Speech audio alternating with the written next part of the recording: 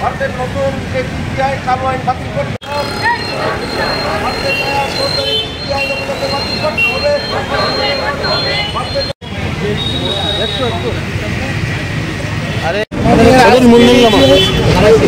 প্রতিবাদ হচ্ছে কেন্দ্রীয় সরকার তিনটা নতুন ফৌজদারি আইন, আগে যেটা ছিল criminal procedure code, Indian penal code এবং এভিডেন্স অ্যাক্ট, যার পরিবর্তে তিনটা সংহিতা ওরা পাশ করেছে আইন বিল করে, এবং এটা আগামী 1 জুলাই থেকে কার্যকরী হওয়ার কথা রয়েছে।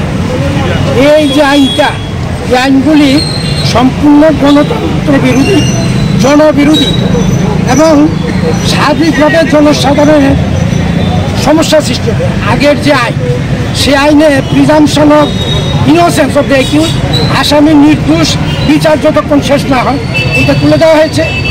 তারপরে কাস্টডিতে, পুলিশ কাস্টডিতে মেয়াদ বৃদ্ধি করা হয়েছে, এবং এই আইনের মাধ্যমে সন্ত্রাসের যে কথা সংজ্ঞা, সেটা প্রয়োগ করা হয়েছে। অর্থাৎ যে কোনো লোক সরকারের কোনো মতের বিরুদ্ধে যদি কথা বলে, তাহলেই তাকে গ্রেপ্তার করতে পারবে, আইন আটকাতে পারবে, কালো আইন দিয়ে আটকে নিয়ে যেতে পারবে। এইটা অত্যন্ত ভয়াবহ ঘটনা। আমরা দীর্ঘদিন ধরেই তার বিরুদ্ধে লড়াই করে আসছি। এই আইনটা যখন পাশ হয়, বিল আকারে আসে, তখন থেকে সারা ভারত আইনজীবী ইউনিয়ন এবং ভারতবর্ষে অন্যান্য লিগাল ফ্র্যাটার্নিটির যে সমস্ত অর্গানাইজেশন আছে, আইনজীবীদের সোশ্যাল অর্গানাইজেশন, এনজিও, বিশেষ সাংবাদিক এবং বিচার জাজ, সমাজের বিভিন্ন অংশের মানুষ দাবি তুলেছে লিখিতভাবে যে সমস্ত স্টেক হোল্ডারদের কথা শুনে, অ্যানালাইসিস করে, চিন্তাভাবনা করে আপনারা সেটা করুন। তারা তো এটা শুনেইনি। এমনকি গণতান্ত্রিক যে ধারা, সেই ধারাটাকে নস্যাৎ করে দিয়ে এই পার্লামেন্টে আলোচনার সুযোগ না দিয়ে বিরোধীতে তাদেরকে বহিষ্কার করে দিয়ে, প্রায় 150 এমপিকে পার্লামেন্ট থেকে বহিষ্কার করে দিয়ে একতরফাভাবে মানুষের কণ্ঠ রোধ করে ওরা এই আইনটা পাশ করেছে। গণতন্ত্রের মূল কথা হচ্ছে সমস্ত মানুষের কথা শোনা। পার্লামেন্টে যারা সংখ্যাগরিষ্ঠ হবেন, বিধানসভায় যারা সংখ্যাগরিষ্ঠ হবেন, সরকার পরিচালনা করবেন, কিন্তু যারা বিরোধী দল আছেন, তারা মানুষের ভোটে নির্বাচিত হয়ে এসেছেন, মানুষের কথা বলার অধিকার তাদেরও আছে।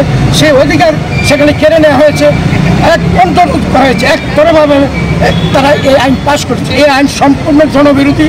এইটা বাতিলের জন্য আগে থেকে আমরা যেমন লড়াই করে আসছি, প্রতিবাদ করে আসছি, এখনও আমরা মনে করছি যে আইন চালু করা যায় না। এটা প্রত্যাহার করার জন্য আজকে সারা ভারতবর্ষে আমাদের সংগঠনে আইএলইউ লড়াই সংগ্রাম করছে, আমরা এখানেও করছি।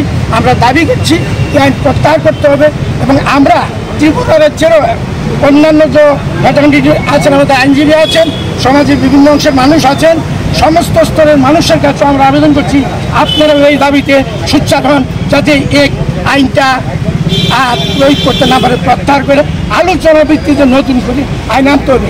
এই আইনের মধ্যে অনেক আইন আছে যেগুলি সম্পূর্ণ গণতন্ত্র বিরোধী। মানুষ মত প্রকাশের অধিকার সেখানে থাকতে পারবে না। এই অবস্থা আমরা এটা প্রত্যাহারের দাবি করছি। আজকে আমরা এই আন্দোলন সামনে দিচ্ছি। Thank you.